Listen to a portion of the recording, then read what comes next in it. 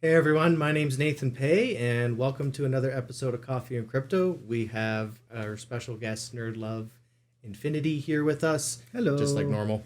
And we'll make sure to have all of his information down below for his Twitch and his Twitter. And really, what we wanted to do was something a little bit different this episode, actually. We realized, we're talking about a lot of this great GameFi stuff and play to earn, but a lot of people might not know our origin stories with gaming or kind of where we came from or why we're here or how we even ended up here. 100%. So I figured let's just kind of have a pretty loose, casual conversation. We can talk about our history with gaming, what that was like growing up.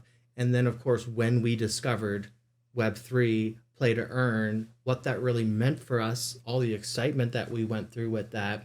And then now really what we're doing looking forward with businesses and our passions and yeah, I'm really excited to have this conversation with Me you too. because we talk about this all the time. Too but much we haven't often. had a chance to actually share it kind of with all of our viewers. And I think this will be a great way to connect with everybody. Yeah. Give some context on kind of why we're talking about all this stuff. Yeah. So yeah, take it away, man. Why games? What got you started as a kid? Why were you interested? Honestly, games were, for me, when I was younger, the way to connect with other people.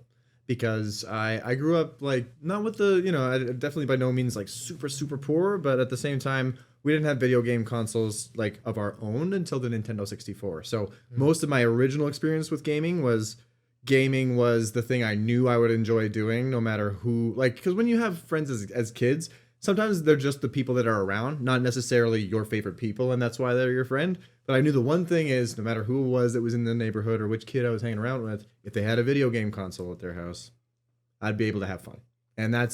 Also, I was a very timid kid, so it was a really easy way for me to connect with people without having to, like, fully directly interact with them all the time. So I was very shy at first, believe it or not.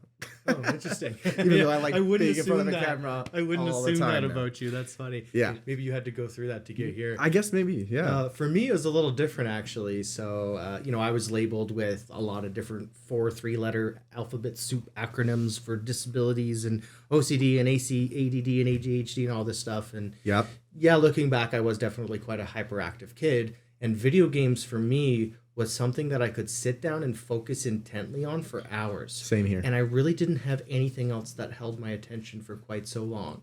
And thinking through it, it's hard to think back quite that young, but the strategy, the focus, that's really what I liked about games was being able to immerse myself in a story, in a world. And I couldn't even, like, I could read, but I couldn't hold my attention on a book.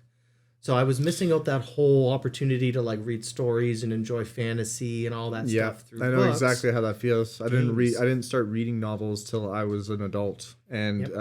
but I do know that I liked math and problems. Like, Same. if I would just say that I liked doing something or like it was psychologically satisfying for me, it was math because it was problem solving, especially problem solving, where it was ones that involved words, not just an Yes. equation. I actually was really good at that. So I think same thing. Words weren't exactly the best for me, but solving problems in a way that's in a creative game universe. I think And I was that's a very visual learning type person too. So being able to see things on the screen, like you said, problem solve, the strategy, yeah, it captivated me right away from when I was a little kid. Like I remember playing Atari, normal Nintendo, like it was hard to get me away from that. I remember Yeah. my parents struggled for a long time. Like, is he on it too much? Shouldn't we make sure he goes outside and does things? And I know that was actually kind of a battle a little bit for a while. But Yeah. I had some really amazing parents who basically supported me in what I was doing as long as it wasn't to my detriment. And I know I got to play games probably a little bit more than other kids do, and I'm very grateful for that. me too. But man, to think that was training almost, for what we're going Yep. through today is pretty incredible to Pretty think about. much. I mean, did you get much into competitive gaming at all? Were you big into MMOs and kind of community-oriented things? Like, what's some of your history? I think that's definitely. I mean, actually, competitive play is something I've always actively avoided because when I was younger, I didn't really like competition, and that was because again, I was kind of a shy kid. I didn't like confrontation, and even competition felt like confrontation. So I was always player versus AI or play with the community. Is definitely later on. I got an appreciation for just being able to, like, as an adult, I got more of an appreciation for high skill shelf and for just like, okay, here's the best I can do. Here's what I have to offer with my build, and here's your best game. Let's see who's better. Okay. I can now separate myself from that because I'm much more forward facing with people. But like, yeah, it was just like I didn't want to compete when I was younger, so I kind of more enjoyed Yeah, anything that was an MMO or community based or something like that, where we're all working together on the same goal, or where it's a story. Again, RPGs is a lot of them for me. And actually, I would say the only thing I was ever competitive even a little bit about was fighting games, but that was just because it was the only format where it's just never exactly the same every time. Yeah, Every that's a match good is point. slightly different, so Yeah. it was always something to improve. So didn't feel fully like a loss. But What were some of those titles that really held you a lot when you were younger that you spent a lot Street of time Fighter playing? 2 Turbo. Yes. Okay. Anyone else who knows that title knows exactly what I mean. That's the ultimate quarter eater for me. I think probably a really close second, Mortal Kombat 2, because that was something we got a Sega Genesis. Actually, I realize now that my first game console I ever had, not necessarily the one that was ours first, but the one we inherited was the Sega Genesis. So Oh, okay. yeah, so I actually started off as a Sega kid because I did not have any game console, and cousins give us the Sega, so we had Earthworm Jim, Sonic 2, and Mortal Kombat 2. great. Wow. And then when I made some good friends that I started interacting with that had SNESes, Mm-hmm. the first thing they wanted to play was Ultimate Mortal Kombat 3 or Street Fighter 2 Turbo. So those I just, without having a choice, I got good at both of those. Nice. Mm-hmm. That's awesome. And that's where it all started for me, fighting games. I'd say for me, it was a good mixture. I didn't really have a genre that I felt like I was settling in when I was younger because it felt like I was just exploring. There wasn't many games I wasn't interested in. I remember playing a lot of RPGs, a lot of fighting games, racing games, kind of a good mix. But it wasn't until actually I was a teenager that I'd say I started to settle in to certain game titles. But that was after I moved away from consoles. So consoles, it was like mixed bag. I'll play whatever. Sure, I'll sit down with my friends. There's a 2-player game. Great. Single player. I would, save up my money all week doing chores so I could go rent whatever video game I wanted. I didn't Definitely really was have doing a that. preference. But then once I became a teenager, I'd say one of the first games that really pulled me in for a long period of time was Ragnarok Online. That was the one that I like. This is my focus. The community aspect was amazing. I was making friends for the first time on the internet. Like That was probably people. Diablo 2 for me around that time. Okay. Like Ragnarok as well, but I think Diablo 2 was where I made more of those Okay. friends that See, Diablo 2 I played quite a bit of, but I didn't get into that camaraderie of the seasons or spend too much time kind of conversing with other people.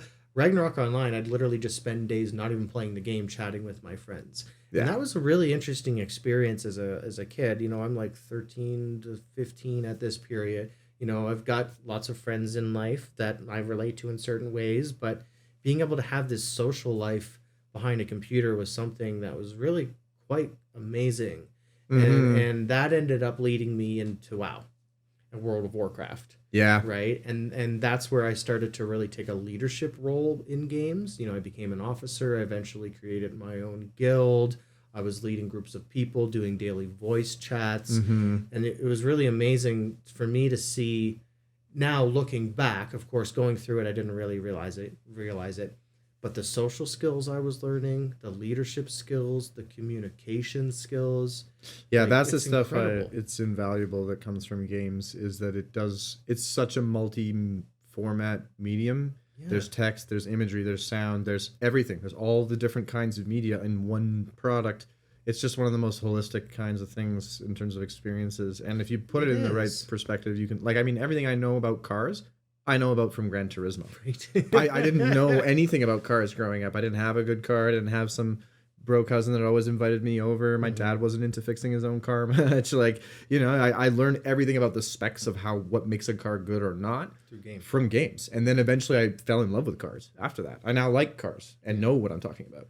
And I'm not joking about And it. It's thanks to crazy. games. Why Yeah. do you think there was a lot of ridicule for people like us when we were a kid? I mean, I got it all the time from different, maybe not so much from my family, which I feel very blessed about, but a lot of external sources, teachers, peers, were very condescending about spending time playing games. I still to this day have a hard time necessarily understanding why, other than new technology. But I've noticed that with any new technology, there's FUD. Yeah. But have you thought about maybe why? And did you experience that I yourself had that too? the opposite. I had a lot more ridicule from my family about it because they just Okay. felt like I was wasting my time when I could have been, I don't know, studying I doctor's see. notes or something. I don't know. But that's the thing is I don't know what else would I have been doing with that time. I mean, I guess reading books, but I mean, it's the same. To me, that's the same thing. Okay. My mom is big into reading books, and And that always used to bug me because she's like, why are you spending all this time playing these video games? Like, you've been playing this for 4 hours. You know, I wanted to turn around and say, like, why have you been reading that same novel for the last week? Like, what's so great about this novel? Why are you reading that? Every two hours a day, you're doing this? Why are you doing that? Because you like the story. It's the same thing for me. I'm in a universe here where I'm not me. I'm someone else. And I get to control it. Yes. You know, for you just got to read the page and they control it, the author, which there's something to be said for that. But I like having the control of my own story, but still feeling like I'm a part of someone else's. And that's what games give me. They give me transportation where I'm a version of myself, but I'm still in someone else's vision. I think for me, one of the most captivating parts is the ability to focus. Because like I said, I always had a hard time focusing on anything when I was younger. Same. But a game, I could sit down for 4 hours and lose myself and not think about the world, not think about this. And there was a point where I almost wondered, well, is that a form of escapism? Am I doing it to deal with my problems? But the answer was no, because I was doing it out of enjoyment for the act of doing it, not to get away from something. Yeah. And there have been times where I have been gaming to get away from something, maybe when I was older, but it's never been the core reason. Yeah. Agreed. It's been one form of soothing, but it's definitely not the only reason I play games. I feel like they generally make me a better person. I know much more, maybe useless knowledge sometimes, but so much more about so many more things because I play video games. You know, like God of War, even though it's hyper fantastical, you know, it is still something that teaches you about lore that is real. It's based off of something that maybe because of the ride you had with the game, you might become interested in the actual mythology, you know? And I know lots of people that did become actively interested because of things like that. Yeah. Well, you had a great example talking about Gran Turismo sparking your interest in cars and that kind of being the catalyst, you know, and it's funny, my favorite car is not what most people would expect. And it's a 98 European import Prelude with 4-wheel steering. That's from Gran Turismo 2. That's the first time I got to figure out what that car is, what makes it so unique, what the 4-wheel steering thing. That was very unique back then. To this day, that's my favorite car. It came from the video game. Yeah, you know, like absolutely. Most people, sure, they might want their Lambo. I want my $5,000.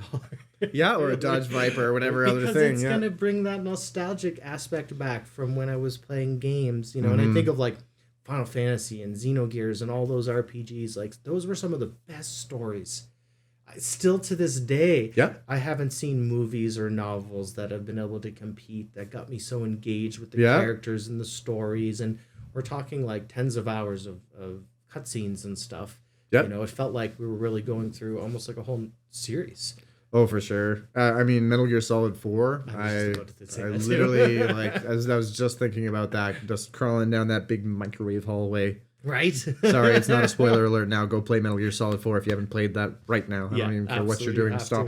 Don't stop watching this video. Watch this video and then go play some Metal Gear Solid 4. But seriously, I've never had I felt like I was crawling through that hallway. I wanted to stay alive. You know, it wasn't Snake, it was me. And that's something, you know, I have never been that invested in a movie, no matter how emotional it was. Maybe that's just because movies don't connect with me that way. I'm sure there's people that feel that emotional resonance with a movie, but for a game is where I feel that. And yeah, the stories that have been told in some games, they just, I don't know. They're just incredible. Some movies don't match them. Yeah, 100%. And I think one other thing that kind of leads me to, like, the casual aspect was nice. The community aspect was really amazing for me, especially with MMOs and stuff. But then I really shifted into more of a competitive type mindset with games, because what was happening is some of the closest friends I was making in these games wanted to be more competitive, and then it was more of like a tight-knit group of like 7 or 8 of us on Counter-Strike forming a team where every day we were chatting together.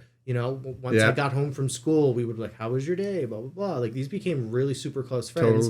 And then we would go compete in a high intensity situation where our emotions are super high level. You have to learn to really get along with people. Yeah, it's got to be like a brotherhood for sure. To really do that. And Slash sisterhood. That brought me a level, like, I ended up meeting a lot of them in person. I remember Buddy lived in New Brunswick. He traveled to Halifax. We went to a land center and made a whole like meet and greet thing out of it. It was a really cool experience as a kid, and then we went and played in the World Cyber Games preliminaries that were happening in Halifax. And, I kind of got to experience That's way too intense a stage for me. Like, I was like, okay, this is like that next level, right? Like, and I was hooked. The shiny lights and the cameras and the prize pools and that's so funny. All the different walks of life, like kids from as young as like 7 years old competing to like 50-year-olds who were there.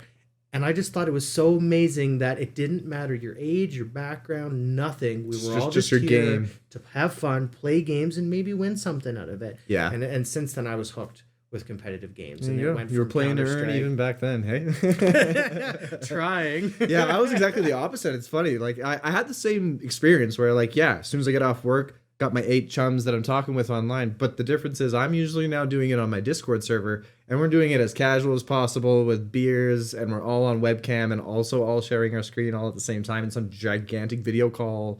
And we're just up for 6 straight hours. But I mean, what you're describing there is a real thing that happens across all games. And World of Warcraft, it's funny you should mention that.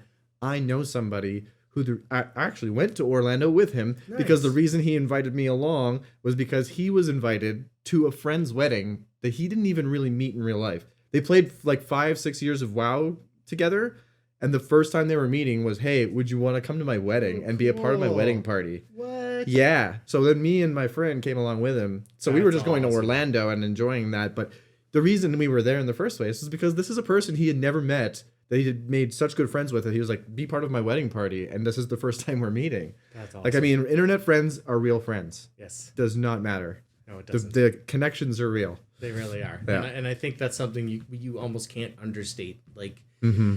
the social skills, the friendship, the camaraderie, it matters more than people think. And especially as a kid, feeling a lot of oppression and ridicule and things from all these different areas, there was a lot of comfort and reprieve within those connections and those communities. And I remember even thinking from the outside, it probably looks like I'm just a kid sitting in front of my computer all day. I must be lonely. No, I was chatting with tons never felt of people, more connected. Yeah, never totally, felt more connected. Now, yes, there is something to say about the physicality of things, but like your example with going... But that comes later. Yeah, and going to see the guy's wedding and creating these long-term connections. I still have friends that I could reach out to right now that I played Clash of Clans with 10 years ago or Counter-Strike 16 years ago. And they're going to be like, oh, man, it's so great to chat with you. Do you want to jump on a game? That's why I stream now. Like, because that's like the modern adult version of what I was talking about as a kid, how games are my way. It's kind of my lubricant to connecting with other people. It's the thing that keeps it's just the universal thing that makes a relationship easy to form with someone. So like, that's why I have a stream, is because I like now my dream vision is just like hanging out, all of us playing games together in one big old living room, and that's what like streaming is to me. Yeah, it's my new way of just having people come with the same vibe and connecting together, kind of a thing, and lurk as long as you want. I'm loving the content you're putting out lately, especially now that you're focusing a lot on the NFT games. And guys, you got to make sure you tune in when he's live. We have an announcement that goes up in our Discord every time when he streams. He's also got his own Discord that he does it. Yep. And you're just a lot of fun, man, on camera. You've got a great screen presence. You're always chatting with people in there. Thanks. Like, I look up to you genuinely with the streaming, because for me, I'm more focused on YouTube. Vice versa with the YouTube. That's what I need to learn. Yeah. But then when Mavia comes out and we've got top tier alliance matches and competitive wager matches, I need to get more versed into the streaming aspect. So I'm looking at a lot of the things that you're doing and you trying to use that as an example. So I just want to give a big shout out to you. It really means a lot to me to be able to not only tune in, but kind of see everything that you're going through with that, which is helping pave the way for me. Yeah. And that's why it's so exciting to be able to have you here on the channel and be able to talk about these things, because I feel like we can help both support each other. And now we're in Web3, right? Yeah, so 100%. Let's talk about that a little bit, what it was like when we first discovered that all this game playing was for a lot more than just fun. Because for me, it absolutely blew my mind. I think I was on cloud 9 for like 4 months straight. And I felt like my life purpose had come, finally, and yeah, I had everything had been justified, like all that ridicule and hard work. It felt like, wait, all those hours gaming mattered for something now. Agreed. Right? Yeah. No, for me, it was like, I felt like I discovered an unknown new element. Like there's an unobtainium I had just discovered a chunk of that's glowing green in my hand. I'm like, is this really happening? Are my organs gonna fail? Like I was just like, this can't even be a real thing. But you were already doing it and excited about it, and that was why I even peered through the keyhole at all. Because when you're excited about something, we're friends and we have similar tastes on that. I figure I'm probably gonna enjoy it, especially if it's gaming related. But then when you explained it, I was like, that ain't even real. That's just like, no way. But then when when I got my head around that, like you said, I was like really grateful for all the game hours I put in now, because some people will see these games coming from an investor's standpoint, not a gamer's standpoint, and they'll be like, okay, now I've got my money here and I understand sort of what's going on here, but I got to figure out how to get good at a game, right? For me, it's like, okay, what are the max? What are the stats? Okay, I get what kind of game this is. All right, now give me the money, right? And then I just gotta I know exactly what to get started with, right? So that's what I'm feeling like gives us an edge in this new world, and that's why I want to get in front of streaming it, because right now streaming for like if you go in the crypto category of Twitch, it's a bunch of guys on just chatting with a bunch of graphs in front of them, speculating on coins, doing nothing, and not even talking to their audience, And to me, I mean, if you're streaming, you want to get together with everyone. And I mean, I definitely, if you want to talk about crypto, that's the perfect way to do it on Twitch, is have a big old conversation. But I mean, I've seen people passing off GameFi streams where it's just kind of not even the focus. It's just, they're just, I want to up the standard of, I want to be like a fun, exciting, like the kinds of like partner streamers you see, but not, but doing Web3. Yes. Like, but without it just being my only focus. I want to do Web 2 and Web 3. I want to show you that gaming and crypto gaming are exactly the same. You just got to find the right titles and just explore. And I'm going to show off the ones that I've found that I like, because I'm completely new to this. I'm by no means an expert.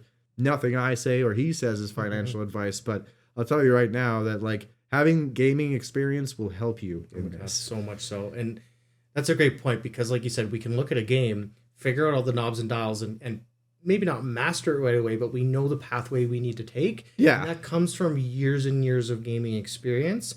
And it's almost like all the gamers and techies and developers, which were kind of the fringe for so long, are now perfectly positioned to be some of the most financially abundant people moving forward. And that's why I'm so passionate about everything we're doing, why I've created this channel, why I've created the business and the game guild, and why we're moving so rapidly towards this. And I couldn't be more thrilled. I feel like this is truly a culmination of everything.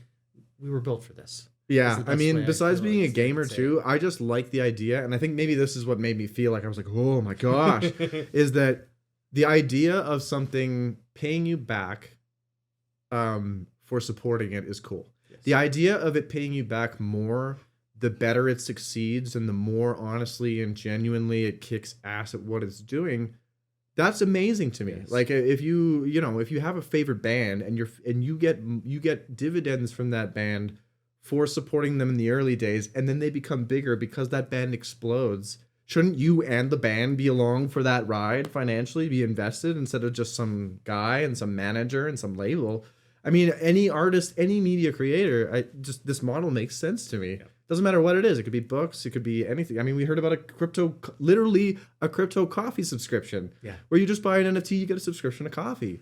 Right? It doesn't have to be some crazy, super complex, DAO-ish crazy thing. It could just be a really awesome way of proving ownership that gets things directly from the person who's selling it to the person that wants it. And I don't even think we've truly seen all the use cases Not even of NFTs. Close. Like we're like so infant baby stage of the whole utility of what NFTs mean in general for this whole space. But what I love about games in particular is they're taking the complexities about understanding these financially engineered systems out of it.